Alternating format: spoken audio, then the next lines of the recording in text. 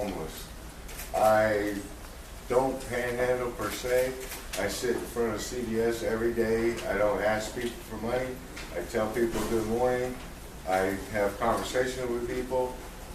The aggressive panhandling that y'all are against, I am also against. I don't believe in chasing money.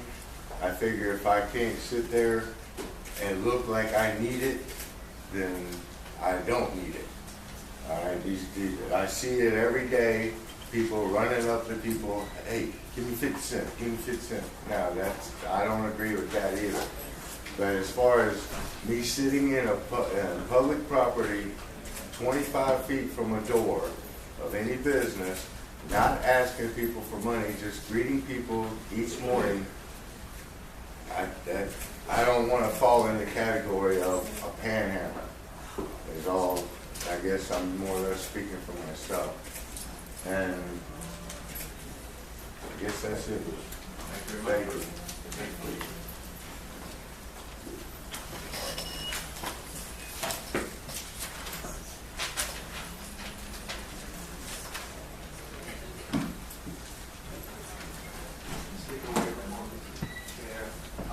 Troy Clark, present.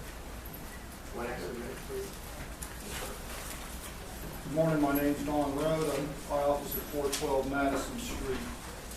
In reference to the ordinance, both as it's been submitted and then subsequently amended, I'm in favor of a ban on all panhandling. I think, as I've said before here, that all of it is immoral, its proceeds are ill-gotten.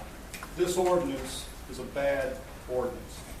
I'd just like to run down some of the reasons why that it needs to be clarified so that a potential lawbreaker, a panhandler, has notice of what they're doing wrong, and a potential victim has notice of what the bad guy is doing to him. Okay?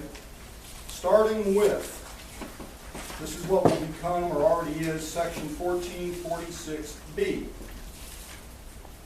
You have this area called the Downtown Ybor Prohibited Zone. Because the ordinance defines and prohibits solicitation and makes no exception within that ordinance other than for somebody that merely holds a sign, and the sign holding thing is a problem too, but setting that aside for a moment.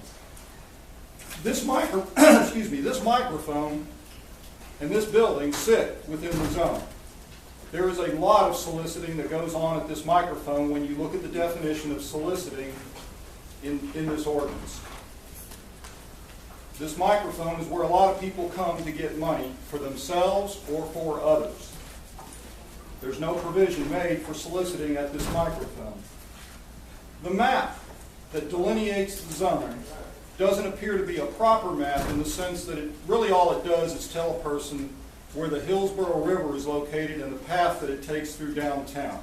If you look at that map, the boundaries, the specific boundaries of the prohibited zone are not delineated or defined on the map. Meaning, again, a person who, like most of us, who maybe own a piece of property that has a meets and bounds description, it's rather unintelligible to just have a bunch of proceeding from this point to this point to this point to this point to this point. It's not something that a common person would have any idea where the boundary zone lines are. That map should really include some definition. It includes none. You might remember from the clean zone days around the convention ordinance, the first 3 blocks of Harbor Island and so forth.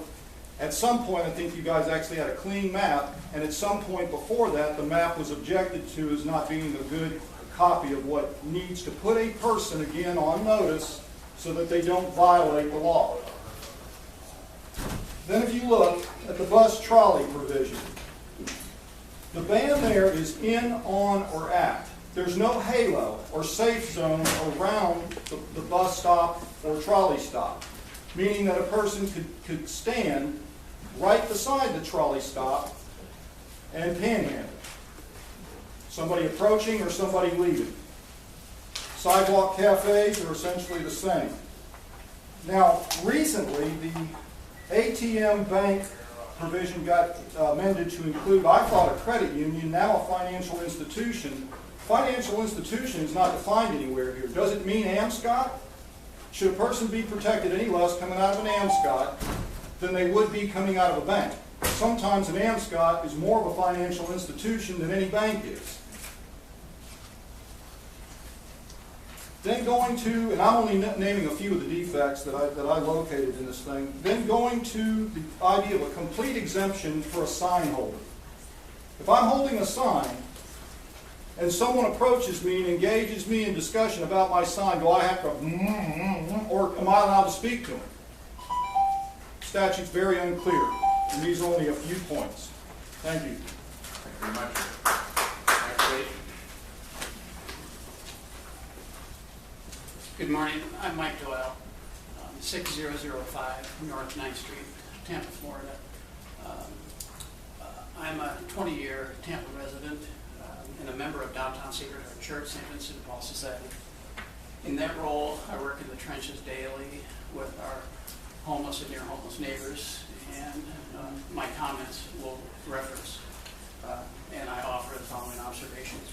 Number one, efforts aimed at imposing control rather than exploring long-term solutions to any issue that you face are likely a waste of time. Homelessness and near homelessness are merely symptoms of a bigger issue. That issue is justice. Second, community transformation experts will suggest resisting the natural tendency to look to controls versus resorting back to the mission that you deliver for all citizens, including the homeless and near homeless. Three, if not in line, if these ordinances are not in line, what actions do you need to take as a council to include versus isolate those struggling with homelessness and allow them to share as beneficiaries of the city's mission? Fourth, our Tampa agency community that generously delivered charity to those struggling with homelessness. However, these people deserve justice, including respect and very, very basic dignity that only our city and county officials can provide.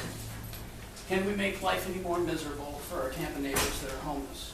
Yes, your proposed ordinance certainly contribute to that for our neighbors that are homeless, and not the only ones to feel the impact of short-sighted ordinances. The entire agency community are directly impacted by your enforcements of those ordinances. Agencies are, our neighbors in Pinellas County offer two better practice models of charity and justice for our collective consideration and discussion, leading to a broader strategy. Pinellas Safe Harbor, Sheriff's Department public model, and Pinellas Hope, a Catholic Charities private model that we've explored before without success. Working for justice is messier and far less rewarding than charity. There are no quick fixes, and the most common reason for quitting is discouragement. To quote a recent Tampa Bay Times editorial, your task is that of, as council members, you search for common ground and a broad strategy that passes legal muster and have a chance of working. In the end, your deliberations, actions, and ordinances, if any, ideally reflect what is fair and just for all citizens of Tampa, both current and future, including those with no voice and declining options to be part of their chosen community. Thank you. Thank you very much. Thank you, Mr. Chairman. Thank you, council members. My name is Jeff Zampatella at 777 North Ashley Drive, otherwise known as Sky Point. I have come here today. I'm the president of the board at the condo, and we are in favor of you passing this ordinance. We have 761 registered residents in our building, and one of the biggest complaints that we hear over and over as to why our residents are not patronizing the Franklin retail and other surrounding businesses are because of the homeless in the area and the aggressive homeless. So for that reason, we ask that you do pass this ordinance, and we're strongly in favor. Thank you. Thank you very much. Next, please. Good morning. My name is Christina Doherty. I'm a licensed clinical social worker, and I've worked in the areas of mental health, homelessness, and substance abuse in Tampa for the last 13 years. I would just like to say I'm supporting this ordinance regarding solicitation. I do believe that there are adequate resources at this time for people to get things that they are needing regarding food and other, necessary resources.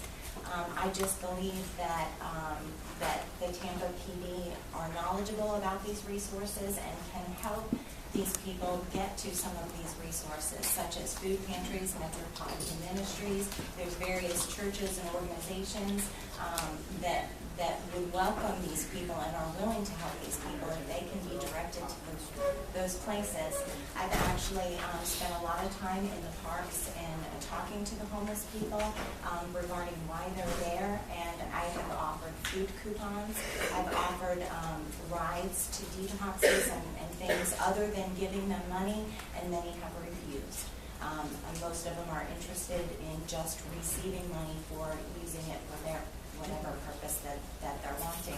So I believe that the issue is more than them just asking for money. I think that the money, many times, because these people are mentally ill or have substance abuse issues, are using it for that purpose rather than for the purposes, that there are resources out there to have them. So I'm a resident of Ridgewood Park at 2309 Ridgewood Avenue, and that's the area next to Tampa Heights. And we do have a lot of homeless in our area and are affected by that. And I noticed that the parks in Tampa Heights and in Ridgewood Park are not populated by people that, just joggers or bicyclers or things like that, because there is such a large number of homeless people soliciting there. They are intimidated to go into those areas because of the aggressive panhandling that is there. So I'm just hoping that we have some tool to be able to move these people to get the resources that they really need. Thank you.